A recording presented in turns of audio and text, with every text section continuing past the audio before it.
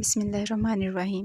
Welcome guys to my YouTube channel. Today we are going to start our third lecture that is about endospore formation in bacteria. इस chapter में हम endospore की formation को discuss करेंगे कि किस तरह ये प्रोसेस जो है वो कैरी ऑन होता है। Eight the end of the video हम इससे कुछ रिलेटेड इंपॉर्टेंट MCQs और शॉर्ट क्वेश्चंस डिस्कस करेंगे जिनके बोर्ड में आने के चांसेस जो हैं वो बहुत ज़्यादा हैं। So without wasting time let's begin the lecture. Firstly we will take the introduction of endospore formation in bacteria. हम इसके इंट्रोडक्शन देखते हैं कि किस तरह जो है एंडोस्पोर वो बनता है। एंडोस्पोर की अगर बात करें तो बहुत से बैक्टीरिया के पास ये एबिलिटी होती है कि वो सर्वाइव कर सकते हैं हार्श कंडीशन। हार्श कंडीशंस का मतलब ये होता है अनफेवरेबल कंडीशन जिसमें सर्वाइवल टफ हो जाए, लाइक टेम्परेचर बहुत ज़्यादा हो गया है या डेसिकेशन हो गया, डेसिकेशन मीन ड्राइनेस हो गई है, पानी की कमी हो गई है। इस तरह की कंडीशंस में सर्वाइव करने को हार्श कंडीशंस कहते हैं। ये किस तरह सर्वाइव करते हैं, कुछ बैक्टीरिया के पास ये एबिलिटी होती है और वो एबिलिटी कैरी ऑन होती है। ये अपने अंदर एक स्पेशलाइज्ड सेल बना लेते हैं जिसको रेस्टिंग सेल कहते हैं। रेस्टिंग सेल फॉर्मेशन की वजह से इसमें जो है ये एबिलिटी आती है। उस रेस्टिंग सेल को एंडोस्पोर का नाम दिया जाता है। ठीक है, एंडोस्पोर की बात करते हैं तो वो थिक वाल्ड होता है, यानी कि उसके ऊपर जो लेयर्स होती हैं, वॉल्स होती हैं, वो बहुत ज़्यादा थिक होती हैं जिसकी वजह से उसके इंटरनल के ऊपर जो है इंटरनल कंडीशंस के ऊपर ज़्यादा इफेक्ट नहीं होता और मेटाबॉलिकली इनएक्टिव होता है, डोरमेंट होता है, यानी कि उसके अंदर कोई भी मेटाबॉलिक प्रोसेस नहीं हो रहा होता, बल्कि ऐसा होता है जैसे हम एक हिसाब कह देते हैं कि इंसान कोमा में चला गया, वो बस सांस ले रहा होता है, बाकी कोई एक्टिविटी उसके अंदर नहीं हो रही होती। वैसे ही ये है कि ये जो है एक डोरमेंट हो जाता है जिसको हम कहते हैं कि इसके अंदर सारे के सारे फंक्शंस ड्रॉप हो जाते हैं। बस ये होता है कि जैसे ही फेवरेबल कंडीशन आती है तो इसकी लेयर्स टूटती हैं और फिर दोबारा से ये न्यू के अंदर ग्रो हो जाता है। फिर हम बात करते हैं बहुत इंपॉर्टेंट टॉपिक डेफिनेशन की, बहुत इंपॉर्टेंट टर्म की, दैट इज़ अबाउट स्पोरोलेशन। स्पोरोलेशन की बात करते हैं तो ये एक ऐसा प्रोसेस है जिसके थ्रू एंडोस्पर्म बनता है। हमने पहले डिस्कस किया था कि बैक्टीरिया सर्वाइव कैसे करता है, उसमें हमने बात की कि बैक्टीरिया एंडोस्पर्म की वजह से सर्वाइव कर सकता है हार्श कंडीशन के अंदर। लेकिन अब हम बात करते हैं कि एंडोस्पर्म जो है वो होता क्या है। तो एंडोस्पर्म को सबसे पहले डिस्कस करते हैं कि एंडोस्पर्म बनता कैसे है। तो उसके बनने का जो प्रोसेस है उसको स्पोरोलेशन कहते हैं। अब हम बहुत डिटेल में देख लेते हैं कि किस तरह जो कौन से स्टेप्स हैं फॉलो करते हुए स्पोरोलेशन का प्रोसेस या एंडोस्पर्म फॉर्मेशन का प्रोसेस जो है वो कैरी ऑन होता है। अगर हम प्रोसेस ऑफ स्पाइरुलेशन की बात करें तो हम इसमें कुछ पॉइंट्स को डिस्कस करते हैं। पॉइंट नंबर फर्स्ट के सबसे पहले किसी भी बैक्टीरिया को अनफेवरेबल कंडीशन अगर मिल रही है तो वो अपना जो DNA है उसको रेप्लिकेट करेगा। ठीक है, ये इसका फर्स्ट पॉइंट था। सेकंड की बात करते हैं, जो सेल मेम्ब्रेन है वो सेप्टम बना देती है। सेप्टम का मतलब ये होता है कि अलग से एक लेयर बना देती है, पार्टीशन बना देती है। सेप्टम पार्टीशन के लिए, किसी भी चीज़ को दो के अंदर डिवाइड करने के लिए सेप्टम जो है वो यूज़ की जाती है। जिसके अंदर इस सेप्टम के अंदर जब पार्टीशन होती है, एक तो बैक्टीरिया का ओरिजिनल सारा कंटेंट था, दूसरा जो उसने एक्स्ट्रा से DNA जो था वो रेप्लिकेट किया था या फॉर्म किया था उसको, और थोड़ा सा साइटोप्लाज्म लेके अलग से एक वॉल के अंदर कवरिंग कर देती है। अगर हम इसको डायग्राम के थ्रू देखें तो ये एक प्रोसेस है कि सबसे पहला स्टेप था कि बैक्टीरिया ने न्यू DNA फॉर्म किया। जब न्यू DNA बन गया, रेप्लिकेट किया, तो सेल वॉल अंदर की तरफ इमेजिनेट हुई और एक सेप्टम बन गई। ये जो वॉल एक्स्ट्रा अंदर की तरफ है, दिस इज़ द वॉल, तो ये हमारे पास सेप्टम में आ गया और ये जो है उसका ओरिजिनल DNA है। सेप्टम बनने के बाद क्या होता है, जो सेल वॉल होती है वो सराउंड कर लेती है और सराउंड करेगी। ये देखें, जैसे आप ये देख सकते हैं, ये कवरिंग इसकी हो गई है और इसके अंदर जिसने DNA रेप्लिकेट किया था वो सराउंड करेगा। ये सराउंड कर लिया, ये दो अलग अलग चीज़ें होगी। ठीक है, इसके बाद फिर इसके ऊपर एक और सी लेयर बनती है। इस लेयर के बाद इस पर एक और मेम्ब्रेन बनती है, इसलिए ये डबल मेम्ब्रेन हो जाता है। ठीक है, ये जो है अब ये आप देख सकते हैं यहाँ पे कि इसके ऊपर डबल लेयर हो गई है। इसके ऊपर कोई लेयर नहीं है, इसके ऊपर जो है इस DNA के ऊपर डबल लेयर हो गई है। स्पोर कोड बन गया इसके इर्द गिर्द। ठीक है, फिर क्या करते हैं, जो वेजिटेटिव सेल होते हैं, जो ओरिजिनल DNA होता है, जो ओरिजिनल बैक्टीरिया था वो लाइसिस का प्रोसेस करता है। लाइसिस का प्रोसेस यानी कि ब्रेक डाउन कर देता है और वो ब्रेक डाउन करने से एंडोस्पर्म जो है वो रिलीज़ होता है और एंडोस्पर्म को जैसे ही फेवरेबल कंडीशन मिलेगी वो दोबारा से ग्रो ऑन अप हो जाएगा इनटू दी न्यू बैक्टीरिया। अब इसको हम थ्योरी पॉइंट ऑफ व्यू से डिस्कस कर लेते हैं कि सबसे पहले बैक्टीरिया ने डीएनए को रेप्लिकेट किया, फिर इसने सेप्टम फॉर्मेशन की। सेप्टम फॉर्मेशन में इसने क्या किया कि न्यू बैक्टीरिया और कुछ साइटोप्लाज्म का पोर्शन अलग कर दिया, फिर दोबारा से सेल मेम्ब्रेन जो है वो इस पर ग्रो हुई डीएनए के गिर्द। ठीक है, न्यू डीएनए के गिर्द दोबारा से सेल मेम्ब्रेन हुई और इस तरह डीएनए के ऊपर दो तरह की मेम्ब्रेन आ गई। और जो डीएनए वेजिटेटिव सेल का होता है या ओरिजिनल डीएनए जो था वो डिसइंटीग्रेट कर देगा और टूटना शुरू कर देगा। जैसे ही सेल डिहाइड्रेट होगा उसमें वाटर कंटेंट कम होना शुरू हो जाएगा, क्योंकि वो जो है वो favourable condition unfavourable condition face कर रहा है, तो वो डिसइंटीग्रेट होना स्टार्ट हो जाएगा, टूटना शुरू कर देगा। और जो हमारे पास रेप्लिकेटेड डीएनए था वो क्या करेगा, वो पेप्टाइडोग्लाइकन की लेयर बना देगा उसके और उसको सेपरेट कर देगा वहाँ से, और फिर एक स्पोर कोट जो है वो बन जाएगा। इस तरह जो है एक स्पोर कोट पूरे के पूरे डीएनए पे वो बन जाएगा। ये था बेसिक। इसके बाद हम बात करते हैं नेक्स्ट स्टेप की, जिसमें मैच्योरेशन और रिलीज़ आ जाता है कि वो स्पर्म एंडोस्पर्म जो है वो मैच्योर होता है। मैच्योर होने के बाद वेजिटेटिव सेल टूट जाता है और उसके टूटने से एंडोस्पर्म जो है वो रिलीज़ हो जाएगा। और एंडोस्पर्म जो है वो डोरमेंट रहेगा जब तक अनफेवरेबल कंडीशन कैरी ऑन रहती है। फेवरेबल कंडीशन ना आने तक वो डोरमेंट ही रहता है, और जैसी फेवरेबल कंडीशन आएगी वो जर्मिनेट होगा जो एंडोस्पर्म था, और न्यू जो है वो सेल जो है वो वेजिटेटिव सेल या न्यू बैक्टीरिया जो है वो प्रोड्यूस होगा। तो ये इसकी डायग्राम है, बहुत इंपॉर्टेंट डायग्राम है, आपने ये ज़रूर करनी है। ठीक है, अब हम बात करते हैं, this is all about the lecture. ये था हमारा कॉन्सेप्ट आज का। अब हम बात करते हैं मल्टीपल चॉइस क्वेश्चंस की, जिसमें हम एमसीक्यूज़ को डिस्कस करेंगे।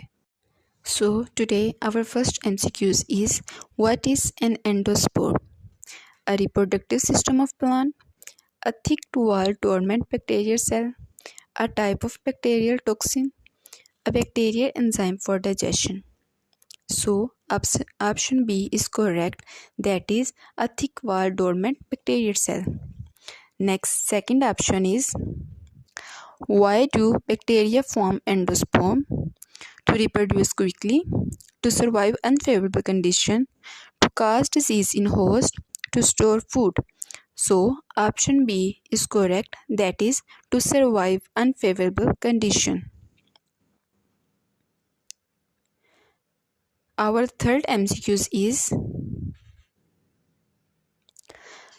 which of the following situation would most likely trigger sporulation in bacteria? Availability of excess nutrients, a sudden increase in oxygen, exposure to extreme heat or dryness, decrease in sunlight. So, option C is correct, that is exposure to extreme heat or dryness. Our fourth MCQ is, what would happen if peptidoglycan layer did not form during spirulation? The endospore would be more resistant, the endospore would lack structural strength, spirulation would occur faster, the endosperm would immediately germinate. So, option B is correct, that is endospore would lack structural strength. Now, the option 5 is, a scientist observed bacterial cell that replicates DNA but fail to release endospore. Which step of sporulation is likely faulty? It's mean कि एक scientist ने observe किया कि DNA तो replicate हो गया but endosperm release नहीं हुआ, तो एंडोस्पोर में या स्पाइरुलेशन में कौन सा जो स्टेप है वो फॉल्टी है, कौन से स्टेप ने वर्कआउट नहीं किया? So option is DNA replication, septum formation, peptidoglycan layer, vegetative cell lysis. So option D is correct, that is vegetative cell lysis.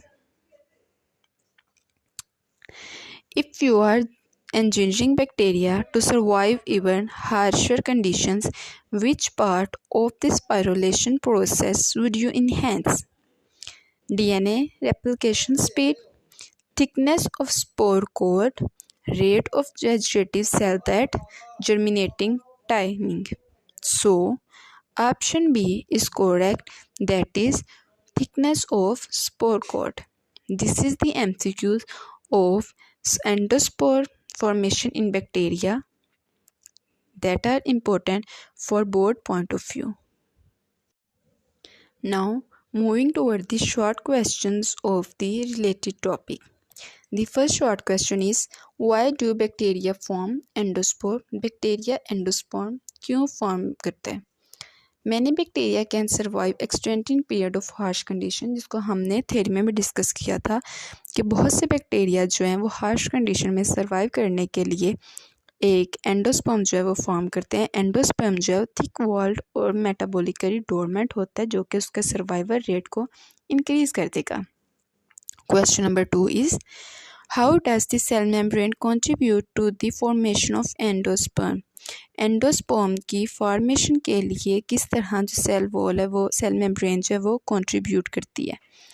तो एंडोस्पोर की फॉर्मेशन के लिए सेल वॉल का जितना भी रोल है वो आपने लिखना है कि सबसे पहले ये सेप्टम फॉर्मेशन में हेल्प करेगी, ठीक है।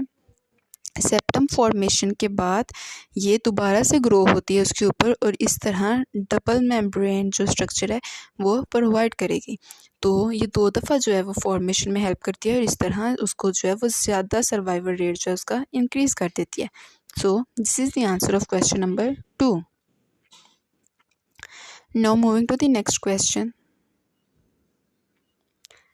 that is about what would happen to the bacterium if it failed to form endosperm under unfavorable condition। अगर unfavorable condition में बैक्टीरिया जो है वो एंडोस्पर्म फॉर्मेशन में फेल हो जाए तो क्या होगा? अगर वो फेल हो जाए तो इट्स मीन दैट के bacteria are more likely to die, के बैक्टीरिया जो है वो मर जाएगा, ज़्यादा चांसेस होंगे कि उसका सर्वाइवल मुश्किल है, पॉसिबल नहीं है, and at the end it is more likely to die. So that's the answer of question number 3. Now moving toward the question number 4, what is the role of septum in spirulation? septum का spirulation में क्या role है? तो ये हमने discuss कर लिया है पहले कि सेप्टम जो है ये डिवाइडिंग वॉल है, पार्टीशन के लिए जो है वो हेल्पफुल होती है और ये क्या करेगी, ये सेपरेट करती है एंडोस्पर्म को बाकी सेल से और इस तरह जो एंडोस्पर्म है उसको प्रॉपरली जो है वो प्रोटेक्ट किया जाता है, उसकी प्रोटेक्शन जो है वो इंक्रीज़ कर देती है। Our 5th question is, how does the formation of an endosperm help bacteria to survive in extreme conditions? Bacteria को एक्सट्रीम कंडीशन में सर्वाइव करने के लिए एंडोस्पर्म फॉर्मेशन कितनी हेल्पफुल होती है?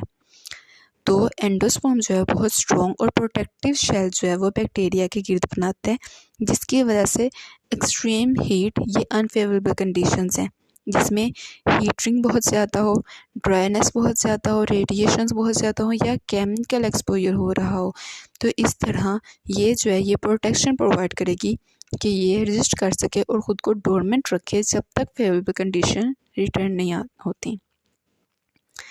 Our last question is, do you think the ability to form endosperm is an advantage for bacteria? Why or why not? क्या आपको लगता है कि एंडोस्पर्म फॉर्मेशन जो है वो फॉर्मेशन करना, एंडोस्पर्म बनाना क्या बैक्टीरिया के लिए फ़ायदेमंद है या नहीं? अगर आपको लगता है कि है तो तब भी आंसर जस्टिफाई करें और अगर आपको लगता है कि नहीं है तब भी आंसर जस्टिफाई करें। So the answer is yes. जी हाँ, बैक्टीरिया का एंडोस्पर्म बनाना उसके लिए बहुत ज़्यादा एडवांटेजेस होते हैं, इसके लिए फ़ायदेमंद होता है क्योंकि ये उसका सर्वाइवल रेट जो है वो इंक्रीज़ कर लेता है। जैसे कोई टफ़ कंडीशन आती है तो ये उसके सर्वाइवल रेट को इंक्रीज़ कर देते हैं, ठीक है, और इस तरह बैक्टीरिया के सर्वाइव करने के चांसेस ज़्यादा हो जाते हैं। This is all about the lecture. Hope you will get it. If you find any question, you can ask me in the comment section. See you in the next video. Take care.